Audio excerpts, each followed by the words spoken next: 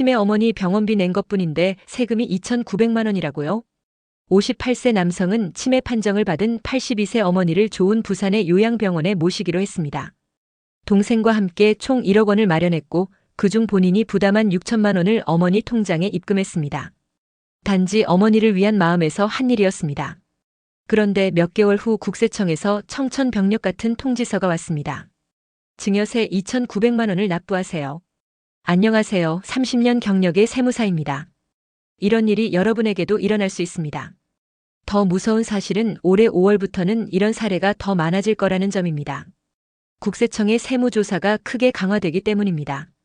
오늘 영상에서는 세금 폭탄을 피하는 정확한 방법을 알려드리겠습니다. 이 영상은 여러분의 소중한 가족과 재산을 지키기 위한 것입니다.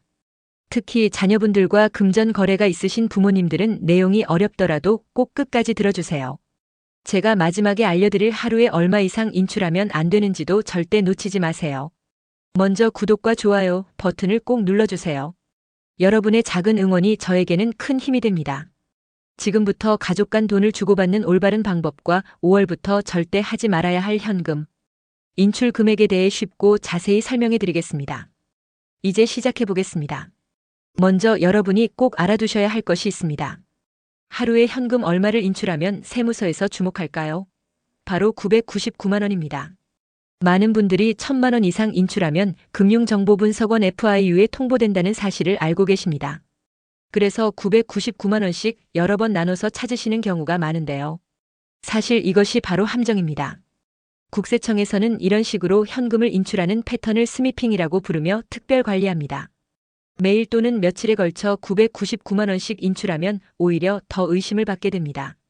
특히 5월부터는 AI가 이런 패턴을 더 정확하게 잡아낸다고 합니다. 단순히 금액을 나눠서 인출하는 방식은 이제 더 이상 안전하지 않은 방법입니다. 78세 할아버지는 손자의 결혼식을 앞두고 5천만 원을 마련하셨습니다. 은행에서 1,000만 원 이상 찾으면 통보된다는 이야기를 들으셔서 5일 동안 매일 999만 원씩 찾으셨습니다.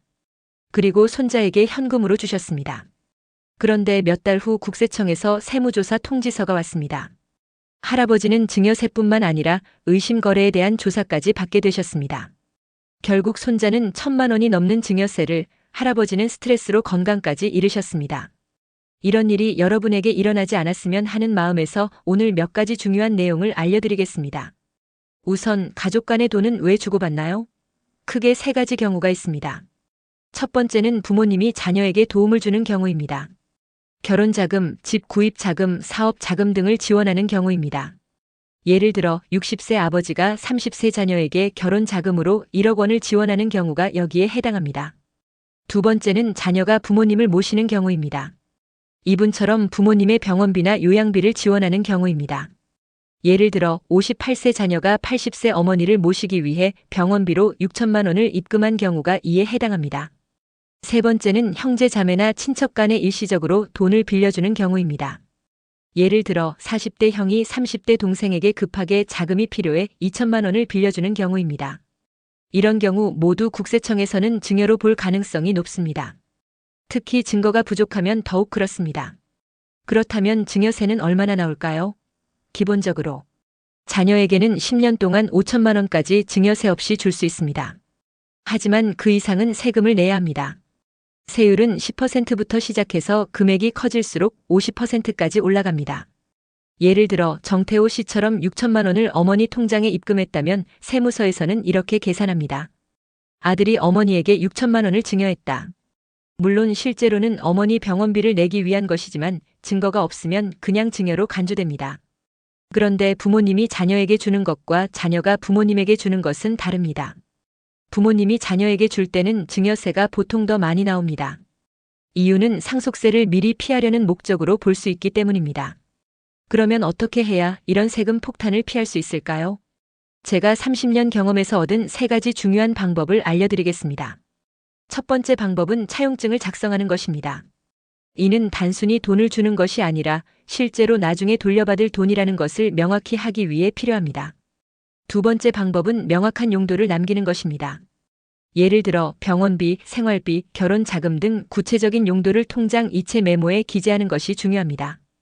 세 번째 방법은 모든 거래를 철저히 기록하고 증빙 자료를 남기는 것입니다. 특히 가족 간의 거래는 국세청의 주요 감시 대상이기 때문에 더 꼼꼼하게 관리해야 합니다.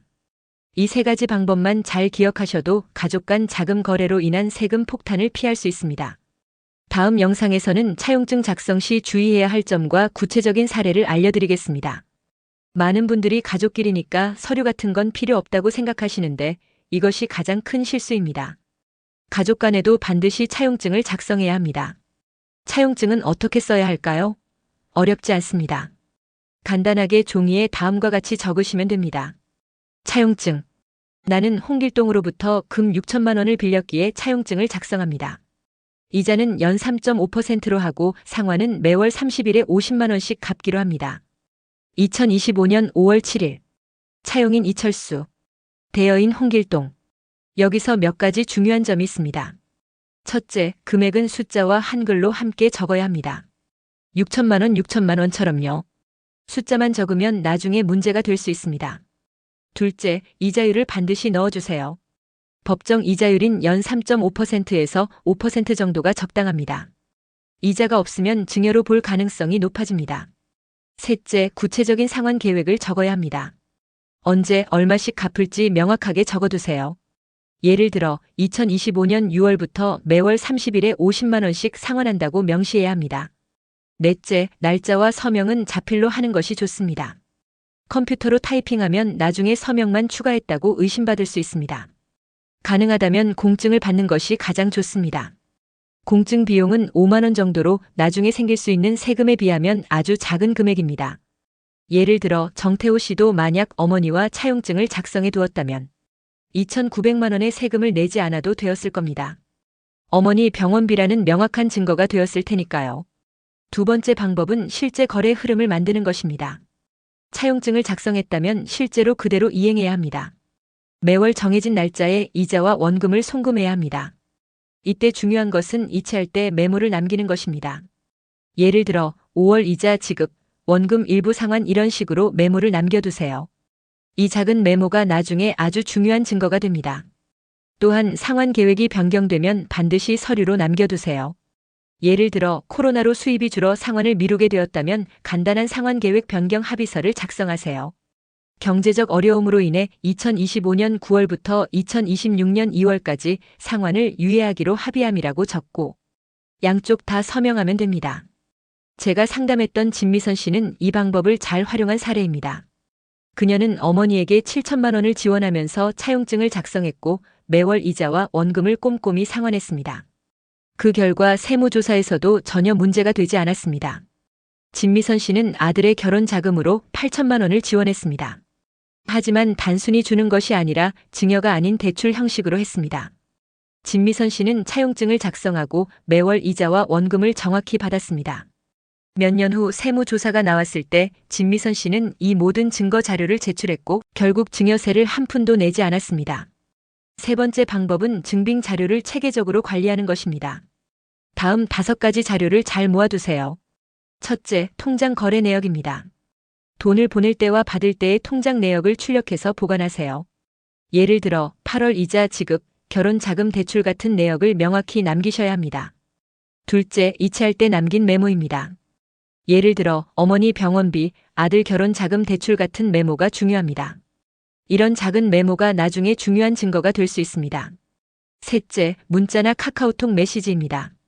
예를 들어 어머니, 이번 달 병원비 보냈습니다. 아들, 이번 달 이자 받았어. 같은 메시지도 좋은 증거가 됩니다. 실제 금전 거래가 있었음을 입증하는 데 도움이 됩니다. 넷째, 차용증과 약정서입니다. 처음 작성한 차용증과 나중에 변경된 약정서를 잘 보관하세요. 만약 상환 계획이 변경되었다면 그 내용을 명확히 기록해 두셔야 합니다. 다섯째, 공증 서류입니다.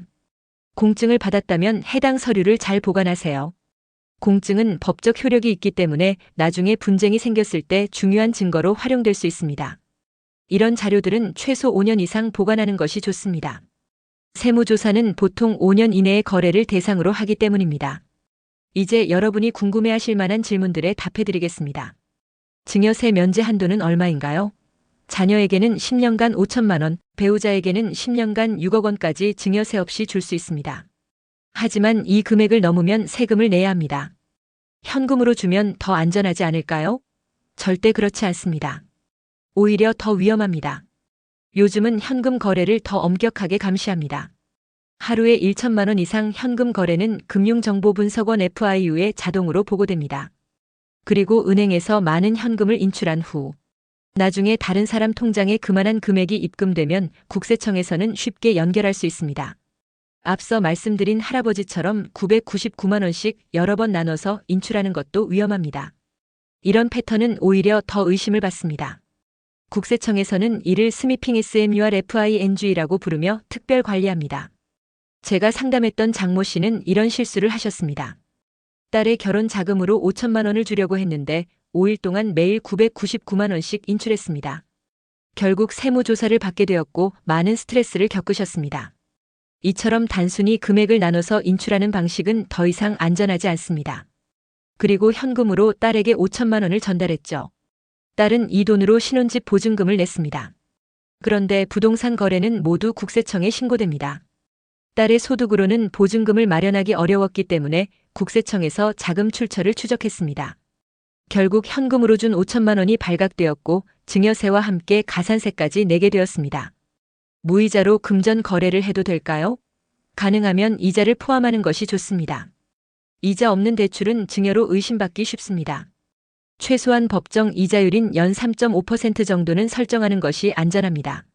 많은 분들이 가족이니까 편하게 거래해도 되지 않을까? 라고 생각하시지만 안타깝게도 그렇지 않습니다. 오히려 가족 간 거래일수록 더 꼼꼼하게 서류를 갖춰야 합니다. 국세청에서는 가족 간 거래를 더 면밀히 살핍니다. 왜냐하면 가족 간에는 증여세를 피하기 위해 대출로 위장할 가능성이 있다고 보기 때문입니다. 이제 정태호 씨 사례로 돌아가 봅시다. 정태호 씨가 어머니 병원비로 6천만 원을 보냈다면 어떻게 했어야 했을까요? 몇 가지 중요한 점이 있습니다. 첫째, 어머니와 차용증을 작성했어야 합니다. 예를 들어 치매 치료 비용으로 6천만 원을 빌림이라고 명확하게 적어야 했습니다. 차용증에는 금액, 이자율, 상환 계획을 분명히 적어야 합니다. 2025년 5월부터 매월 50만 원씩 상환과 같은 구체적인 내용을 포함하는 것이 좋습니다. 둘째, 가능하다면 병원에 직접 납부하는 것이 더 안전했습니다. 어머니의 통장을 거치지 않고 병원에 직접 납부하면 증여로 볼 여지가 줄어듭니다. 예를 들어 서울의 강남병원에 입원비로 6천만 원을 직접 납부하는 방식입니다. 셋째, 병원비 영수증, 진단서 등 의료 증빙을 잘 보관했어야 합니다. 이런 서류들이 해당 금액이 정말 병원비로 사용되었다는 중요한 증거가 됩니다.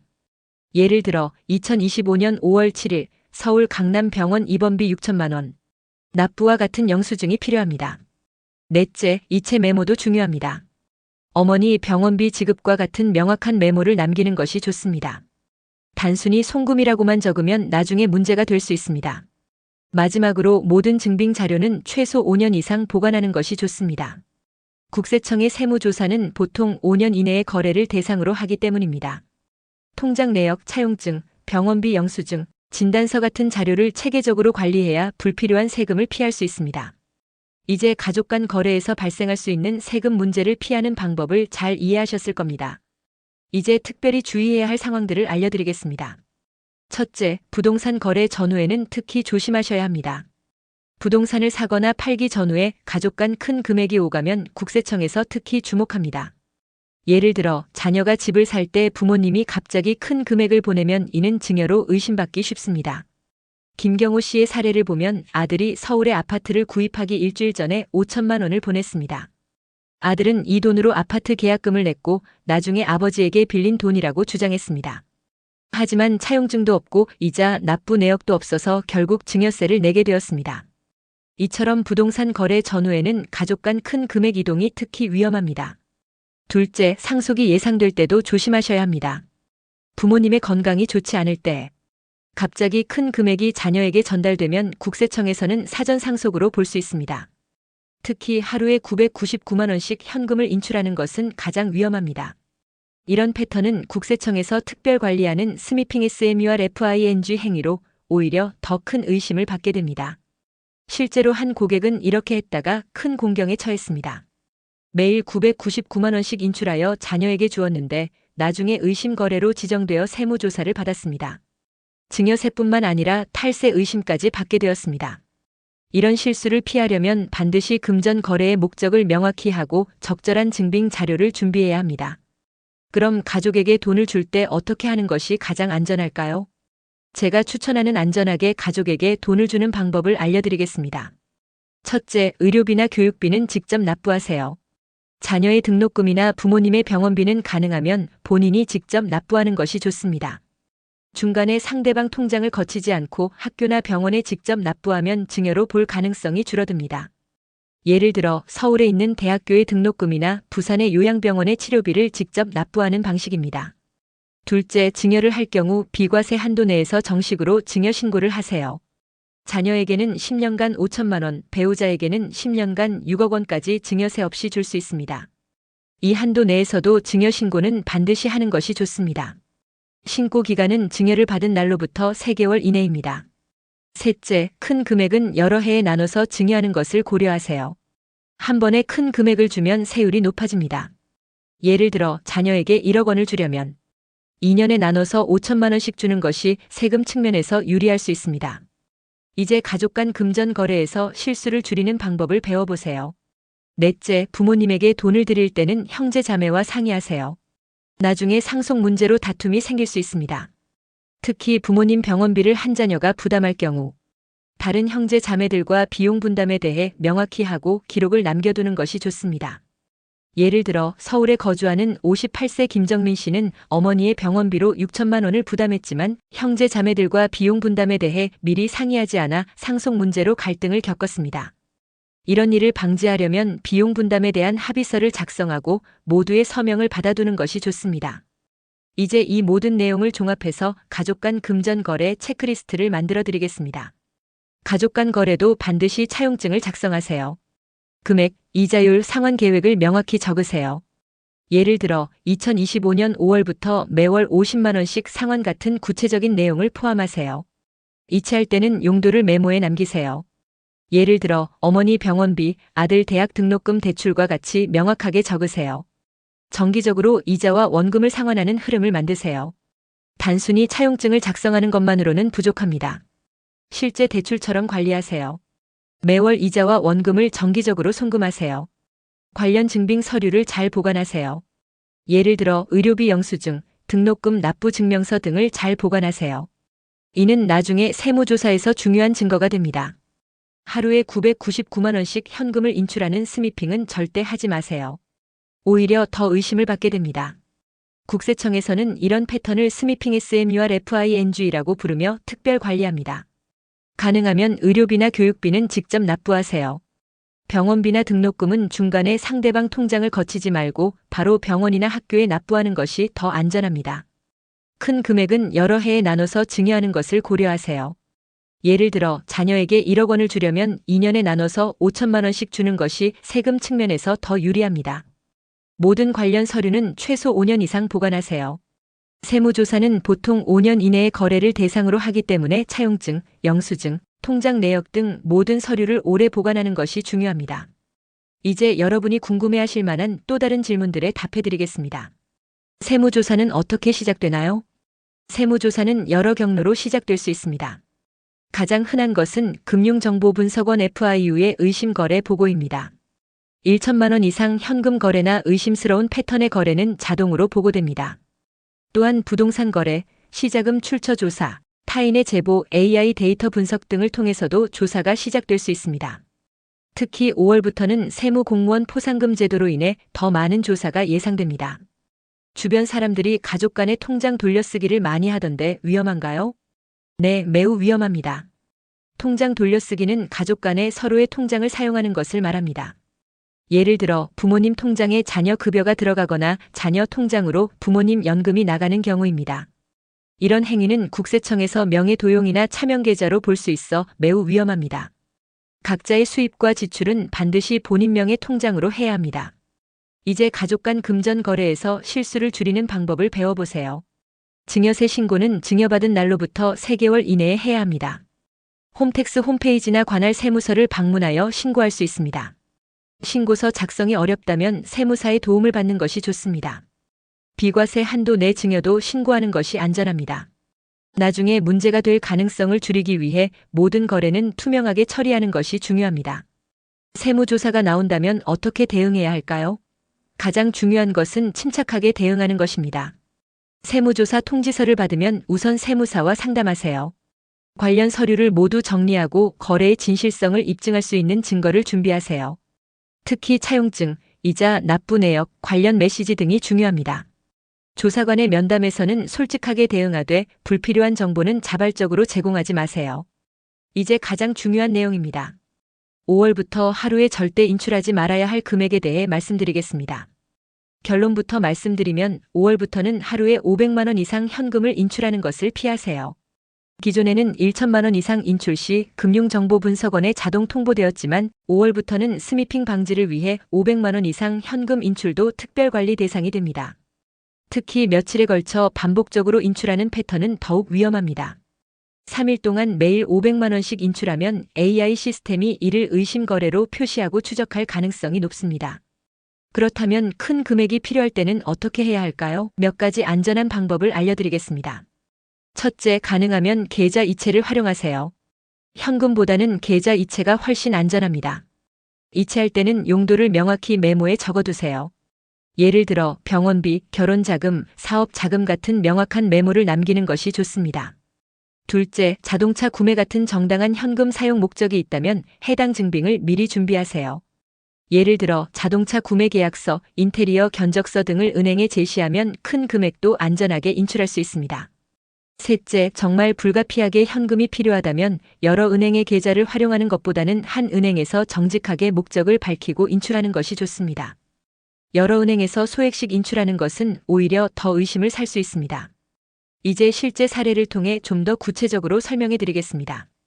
박영민 씨는 73세 어머니가 갑자기 쓰러져 입원하게 되었습니다. 병원비로 4천만 원이 필요했고 급하게 부산의 자신의 통장에서 현금을 인출했습니다. 은행에서 1천만 원 이상 인출하면 통보된다는 이야기를 들어서 4일 동안 매일 1천만 원씩 인출했습니다. 그런데 이 과정에서 은행 직원이 이를 의심 거래로 금융정보분석원 FIU에 보고했고 결국 세무조사가 시작되었습니다. 박영민 씨는 어머니 병원비라고 설명했지만 증빙이 부족했습니다. 박영민 씨의 어머니는 별다른 소득 없이 통장에 갑자기 4천만 원이 입금된 것으로 나타났습니다. 결국 이는 증여로 간주되어 세금이 부과되었습니다. 첫째, 병원에 직접 납부했어야 합니다. 어머니 통장을 거치지 않고 병원에 직접 납부하면 증여로 볼 여지가 줄어듭니다. 예를 들어 서울 강남병원에 4천만 원을 직접 납부하는 방식이 더 안전합니다. 둘째, 이체 메모를 남겼어야 합니다. 단순히 송금이라고 적는 대신 어머니 병원비, 의료비와 같이 명확한 용도를 적어야 합니다. 셋째, 병원비 영수증, 진단서 같은 의료증빙을 잘 보관했어야 합니다. 이런 자료가 세무조사에서 결정적인 증거가 될 수 있습니다. 이제 가족 간 금전 거래에서 실수를 줄이는 방법을 배워보세요. 첫째, 어머니 통장을 거치지 않고 병원에 직접 납부했어야 합니다. 어머니의 통장을 거치지 않고 병원에 직접 납부하면 증여로 볼 여지가 줄어듭니다. 예를 들어 서울 강남병원에 4천만 원을 직접 납부하는 방식이 더 안전합니다. 둘째, 꼭 현금이 필요했다면 한 번에 정직하게 인출했어야 합니다. 은행에 병원 입원 확인서를 제시하고 병원비 납부 목적임을 밝히면 큰 금액도 안전하게 인출할 수 있습니다. 예를 들어 서울의 오호병원에서 4천만 원의 입원비가 필요한 경우 이를 미리 은행에 알리고 목적을 명확히 하는 것이 좋습니다. 셋째, 형제 자매가 있다면 함께 비용을 분담하고 이를 문서화했어야 합니다. 예를 들어 어머니 병원비로 4천만 원이 필요하여 세 자녀가 각각 1,333만 원씩 분담하기로 함과 같은 내용을 문서로 작성하고 모두의 서명을 받아두는 것이 좋습니다. 이렇게 하면 상속 문제로 인한 갈등을 예방할 수 있습니다. 다음은 이지영 씨의 사례입니다. 이지영 씨는 아들의 결혼식을 앞두고 신혼집 보증금으로 3천만 원을 지원하기로 했습니다. 아들에게 계좌 이체를 했고 아들은 이 돈으로 전세 계약을 했습니다. 나중에 세무조사가 나왔을 때 이지영 씨는 아들에게 대출해 준 것이라고 주장했지만 차용증이 없었고 이자 납부 내역도 없었습니다. 결국 증여로 간주되어 세금을 내게 되었습니다. 첫째, 아들과 차용증을 작성했어야 합니다. 예를 들어 신혼보증금 목적으로 3천만 원을 대출함이라고 명확하게 적고 이자율과 상환 계획을 포함했어야 합니다. 연 3.5% 이자, 매월 50만 원씩 상환과 같은 구체적인 내용을 명시해야 합니다. 둘째, 실제로 이자를 받는 흐름을 만들었어야 합니다. 단순히 돈을 보내는 것만으로는 대출로 인정받기 어렵습니다. 매월 정기적으로 아들로부터 약정된 이자를 받았어야 합니다. 예를 들어 5월 이자 지급과 같은 메모를 남기며 이체하는 방식이 필요합니다. 셋째, 비과세 한도 내에서 일부는 증여로 처리하는 것을 고려했어야 합니다. 자녀에게는 10년간 5천만 원까지 증여세 없이 줄 수 있으므로 3천만 원 중 일부는 증여로 신고하고 나머지는 대출로 처리하는 방법도 있습니다. 이렇게 하면 나중에 세무조사에서 더 유리한 입장을 가질 수 있습니다. 마지막으로 성공적인 사례를 소개해드리겠습니다. 진미선 씨는 어떻게 세무조사를 무사히 통과했을까요? 진미선 씨는 아들의 사업 자금으로 1억 원을 지원했습니다. 그런데 그냥 통장에 입금하지 않고 다음과 같이 했습니다. 첫째, 아들과 함께 공증사무소를 방문하여 차용증을 작성하고 공증받았습니다. 차용증에는 사업 자금 목적으로 1억 원을 빌려주며 연이자 3.5%, 5년간 매월 원리금 균등 상환이라는 조건을 명확히 적었습니다. 둘째, 입금할 때 은행 이체 메모에 사업자금 대출이라고 기록했습니다. 단순히 송금이라고 적는 것보다 명확한 용도를 남기는 것이 좋습니다. 셋째, 아들은 약속대로 매월 이자와 원금을 상환했고 이체 메모에도 5월 이자 및 원금 상환이라고 기록했습니다. 이렇게 명확한 상환 흐름이 있으면 세무조사에서도 안전할 수 있습니다. 넷째, 관련 서류를 모두 보관했습니다. 아들의 사업계획서, 차용증, 공증 서류, 통장 거래 내역 등을 체계적으로 모았습니다. 이처럼 모든 거래와 관련된 증빙 자료를 철저히 관리하는 것이 중요합니다. 다섯째, 아들과 주고받은 메시지 기록도 보관했습니다. 예를 들어 이번 달 이자 보냈어요. 잘 받았습니다. 감사합니다. 같은 일상적인 대화도 중요한 증거가 됩니다. 진미선 씨는 세무조사가 나왔을 때 이 모든 증거를 제출했고 결국 정상적인 가족 간 대출로 인정받아 세금을 한 푼도 내지 않았습니다. 여기서 중요한 점은 준비된 사람과 준비되지 않은 사람의 차이입니다. 같은 상황이라도 증거를 잘 갖춘 사람은 세금 폭탄을 피할 수 있고 그렇지 않은 사람은 큰 세금을 내게 됩니다. 이제 5월부터 변경되는 세무조사 환경에 대해 좀 더 자세히 알려드리겠습니다. 첫째, 세무공무원 포상금 제도가 도입됩니다. 탈세를 적발한 세무공무원에게는 최대 1억 원까지 포상금이 지급됩니다. 이로 인해 세무조사가 더 적극적으로 이루어질 것으로 예상됩니다. 둘째, AI 기반 데이터 분석이 강화됩니다. 국세청은 이미 빅데이터 시스템을 구축했으며 5월부터는 AI 분석을 통해 의심스러운 거래와 패턴을 더 정확하게 찾아낼 수 있게 됩니다. 예를 들어 반복적인 현금 인출이나 가족 간의 큰 금액 이동도 AI가 빠르게 탐지할 수 있습니다. 셋째, 현금 거래 감시가 강화됩니다. 기존에는 1천만 원 이상 현금 거래만 보고되었지만 5월부터는 스미핑 방지를 위해 500만 원 이상 현금 인출도 특별 관리 대상이 됩니다. 특히 며칠에 걸쳐 반복적으로 인출하는 패턴은 더욱 위험합니다. 넷째, 금융계좌 조회 범위가 확대됩니다. 과거에는 직계 가족을 중심으로 조회했지만 5월부터는 형제 자매, 사돈 등으로 조회 범위가 넓어집니다. 이는 가족 간 자금 거래를 더 철저히 감시하려는 움직임입니다. 다섯째, 부동산 거래, 자금 출처 조사가 더 세밀해집니다. 특히 가족 간 자금 지원이 의심되는 경우 더 꼼꼼하게 조사합니다. 예를 들어 자녀가 집을 사기 전 부모가 갑자기 큰 금액을 송금하는 경우 이를 사전 증여로 의심할 가능성이 높아집니다. 이러한 변화로 인해 가족 간 금전 거래는 더욱 신중하게 해야 합니다. 그렇다면 5월부터 가족에게 돈을 줄 때 어떻게 해야 할지 최종 체크리스트를 알려드리겠습니다. 가족 간 금전 거래는 반드시 계좌 이체로 하세요. 현금 거래는 피하세요. 은행 거래 내역이 명확히 남는 것이 중요합니다. 이체할 때 메모의 용도를 명확히 적으세요. 예를 들어 어머니 병원비, 아들 등록금 대출과 같이 기록하세요. 가족에게 돈을 빌려줄 때는 반드시 차용증을 작성하고 가능하면 공증을 받으세요. 공증은 법적 효력이 있기 때문에 나중에 중요한 증거가 됩니다. 실제로 이자를 받고 원금을 상환받는 흐름을 만드세요. 이것이 진짜 대출임을 입증하는 가장 중요한 증거입니다. 의료비나 교육비는 가능하면 상대방 통장을 거치지 말고 직접 납부하세요. 병원이나 학교로 직접 송금하면 증여로 볼 가능성이 줄어듭니다. 하루에 500만 원 이상 현금 인출은 피하세요. 특히 며칠에 걸쳐 반복적으로 인출하는 스미핑은 절대 하지 마세요. 증여를 할 경우 비과세 한도 내에서도 정식으로 신고하세요. 자녀에게는 10년간 5천만 원, 배우자에게는 10년간 6억 원까지 증여세 없이 줄 수 있습니다. 모든 관련 서류는 최소 5년 이상 보관하세요. 세무조사는 보통 5년 이내의 거래를 대상으로 하기 때문에 차용증, 영수증, 통장 내역 등을 오래 보관하는 것이 중요합니다. 제가 30년 세무사 경력으로 드리는 마지막 조언은 이것입니다. 가족 간 금전 거래는 단순한 사랑의 표현이 아니라 세법에서도 매우 중요한 재무 활동으로 취급됩니다. 투명하게 기록하고 철저히 관리하는 것만이 세금 폭탄을 피하는 길입니다. 가족이라도 금전 거래는 남보다 더 철저하게 하세요. 그 이유는 간단합니다. 국세청에서는 가족 간 거래를 더 의심하기 때문입니다. 남이라면 이자 없이 돈을 빌려주지 않겠지만 가족이라면 그럴 수 있다고 보는 것이지요. 그래서 가족 간 거래일수록 더 완벽한 증거가 필요합니다. 이제 정태호 씨 이야기로 돌아가 볼까요? 정태호 씨는 어머니 병원비로 6천만 원을 입금했다가 2,900만 원의 세금 폭탄을 맞았습니다. 그런데 만약 정태호 씨가 이 영상을 보고 적절히 대응했다면 어땠을까요?